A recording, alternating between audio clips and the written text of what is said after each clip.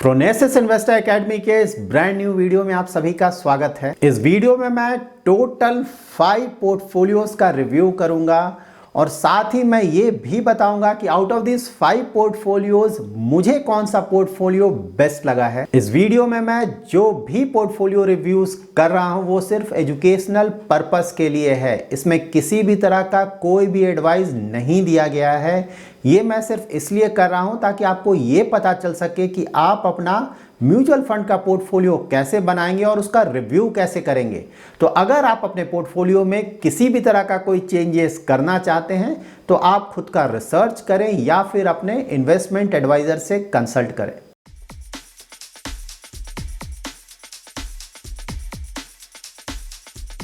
Let's start with our first mutual fund portfolio. Investor का risk profile है aggressive और investment horizon है 10 years का।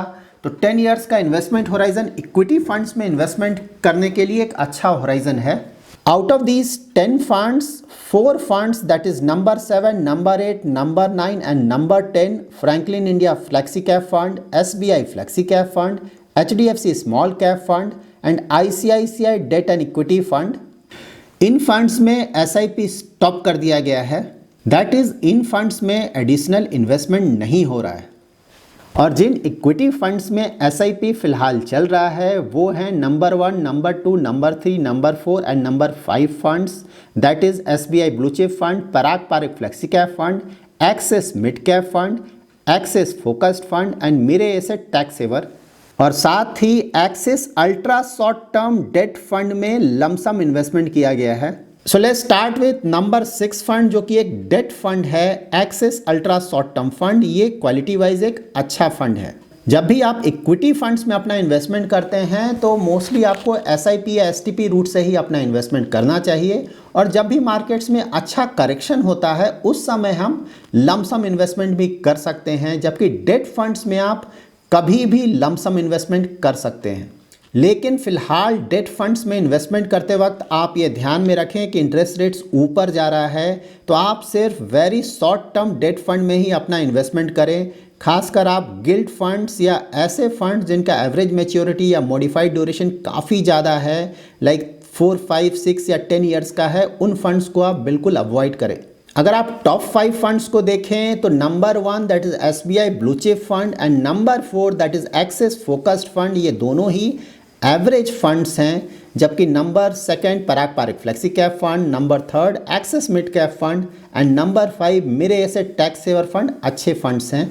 जबकि लास्ट 4 फंड्स को अगर आप देखें तो out of these last 4 funds ICICI debt and equity fund hybrid category का एक अच्छा फंड है, जबकि risk 3 funds Franklin India flexi cap fund, SBI flexi cap fund and HDFC small cap fund average funds हैं। Average funds का मतलब ये हुआ कि इन फंड्स को आप बहुत अच्छे फंड्स नहीं बोल सकते हैं और साथ ही खराब फंड भी नहीं बोल सकते हैं। इस पोर्टफोलियो में टोटल 9 इक्विटी स्कीम्स हैं जो कि काफ़ी ज़्यादा है। तो इस पोर्टफोलियो में काफ़ी सारे एवरेज फंड्स हैं। तो इस पोर्टफोलियो में जो भी एवरेज फंड्स हैं उसमें से कुछ फंड से बिल्कुल निकला जा सकता है ताकि इस फंड में नंबर ऑफ फंड्स को अबाउट 4, 5 या 6 किया जा सके। और जब भी आप अपना पोर्टफोलियो रिव्यू करते हैं तो उस समय आप ये ध्यान में रखें कि अगर आप किसी फंड में अपना SIP स्टॉप करते हैं क्योंकि उस फंड का परफॉर्मेंस आपको लगता है कि ज़्यादा अच्छा नहीं है, इन दैट केस आप उस फंड को कुछ समय तक रिव्यू करें और उसके बाद भी अगर उस फंड का परफॉर्मेंस अच्छा नहीं रहता है तो आइडियली हमें उन फंड से निकल जाना चाहिए और उस पैसे को कुछ ऐसे फंड्स में इन्वेस्ट करना चाहिए जिनका परफॉर्मेंस अच्छा है। Now let's review our second portfolio. यहाँ पे रिस्क प्रोफाइल है मॉडरेटली एग्रेसिव और इन्वेस्टमेंट होराइजन है 15 ईयर्स का। इन्वेस्टर ने टोटल 6 फंड्स में अपना इन्वेस्टमेंट किया है। Nippon India index fund, UTI Nifty 200 momentum 30 index fund, UTI S&P BSE low volatility index fund, quant active fund, Canara Robeco small cap fund and quant absolute fund. इस portfolio के सारे funds अच्छे quality के fund हैं, लेकिन इन funds में जो percentage allocation दिया गया है वो सही नहीं है। करेंटली इन्वेस्टर का डेट में 60% और इक्विटी में 40% का इन्वेस्टमेंट है और फ्यूचर में इन्वेस्टर इस एलोकेशन को चेंज करना चाहता है और इक्विटी में अपना एलोकेशन अबाउट 60% करना चाहते हैं और डेट में अबाउट 40% करना चाहते हैं, जो कि एक मॉडरेटली एग्रेसिव इन्वेस्टर के लिए शायद अच्छा नहीं हो, क्योंकि अगर आप एक एग्रेसिव इन्वेस्टर नहीं हैं और एक मॉडरेटली एग्रेसिव या फिर मॉडरेट रिस्क प्रोफाइल के इन्वेस्टर हैं तो आइडियली आपको अपना इक्विटी एक्सपोजर 50% से ज़्यादा नहीं रखना चाहिए। अगर आप एक एग्रेसिव इन्वेस्टर हैं उसी केस में आपको अपना इक्विटी पोर्टफोलियो अपने टोटल एसेट का 60 to 70% करना चाहिए। यहाँ पर अगर आप निपॉन इंडिया इंडेक्स फंड को देखें तो इसमें एलोकेशन सिर्फ 2% का है, जो कि सही नहीं है। अगर हमें किसी फंड में सिर्फ 1 या 2% का एलोकेशन देना है तो आइडियली हमें उस फंड को अवॉइड करना चाहिए। यहाँ पर अगर आप नंबर सेकंड फंड को देखें, that is UTI Nifty 200 momentum 30 index fund, तो ये फंड एक रिस्की फंड है। और नंबर थर्ड फंड को देखें, that is UTI S&P BSE low volatility index fund, तो ये रिलेटिवली एक कम रिस्की फंड है। जब भी आप अपना म्यूचुअल फंड का पोर्टफोलियो बनाएं तो लार्ज कैप स्टॉक से ही आप अपना कोर पोर्टफोलियो बनाएं। तो यहाँ पर निपॉन इंडिया इंडेक्स फंड या फिर किसी दूसरे इंडेक्स फंड में आपका एक्सपोजर ज़्यादा होना चाहिए और दूसरे index funds like UTI Nifty 200 momentum 30 index fund या फिर UTI S&P BSE low volatility index fund, of course हम इन फंड्स में अपना इन्वेस्टमेंट कर सकते हैं, लेकिन हमें इन फंड्स में अपना एक्सपोजर रिलेटिवली कम रखना चाहिए। क्वांट एक्टिव फंड एक मल्टी कैप कैटेगरी का फंड है और Canara Robeco small cap of course एक स्मॉल कैप कैटेगरी का फंड है, तो क्वालिटी वाइज ये दोनों ही फंड्स अच्छे फंड्स हैं। क्वांट एब्सोल्यूट फंड एक हाइब्रिड फंड है जो कि अपने टोटल एसेट का अबाउट 79% इक्विटी में और अबाउट 18.5% डेट में इन्वेस्ट करता है। So overall number of funds and quality of funds wise ये पोर्टफोलियो एक अच्छा पोर्टफोलियो है। सिर्फ आप अपने परसेंटेज एलोकेशन में कुछ चेंजेस कर सकते हैं, लाइक इंडेक्स फंड में आपका एलोकेशन ज़्यादा होना चाहिए और रिलेटिवली किसी मोमेंटम फंड या लो वोलेटिलिटी फंड में आपका एक्सपोजर कम होना चाहिए। Now let's move to our third portfolio. यहाँ पे रिस्क प्रोफाइल है मॉडरेट और इन्वेस्टमेंट होराइजन है अबाउट 10 to 15 ईयर्स का।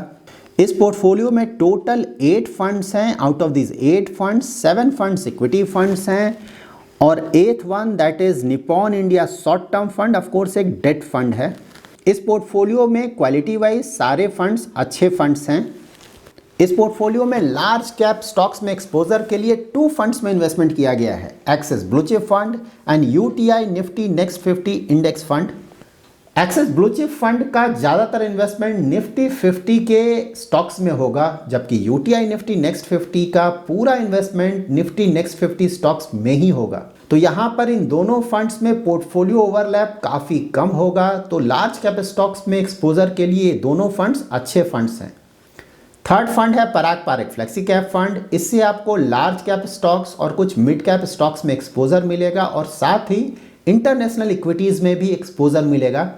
फोर्थ फंड है क्वांट एक्टिव फंड। ये एक मल्टी कैप फंड है और इस फंड से आपको लार्ज कैप, मिड कैप और स्मॉल कैप तीनों तरह के मार्केट कैप के स्टॉक्स में अच्छा एक्सपोजर मिलेगा। फिफ्थ फंड है एक्सिस स्मॉल कैप फंड, जिससे आपको mid cap and small cap के स्टॉक्स में अच्छा एक्सपोजर मिलेगा। यहाँ पर आपने मेंशन किया है कि आप एक्सिस शॉर्ट टर्म से एक्सिस मिड कैप फंड में एसटीपी स्टार्ट करना चाहते हैं। तो ओवरऑल अगर आप इस पोर्टफोलियो को देखें तो इस पोर्टफोलियो में मिड कैप स्टॉक्स का ऑलरेडी आपको काफ़ी अच्छा एक्सपोजर मिल रहा है through Parag Parekh flexi cap fund, quant active fund and Axis small cap fund.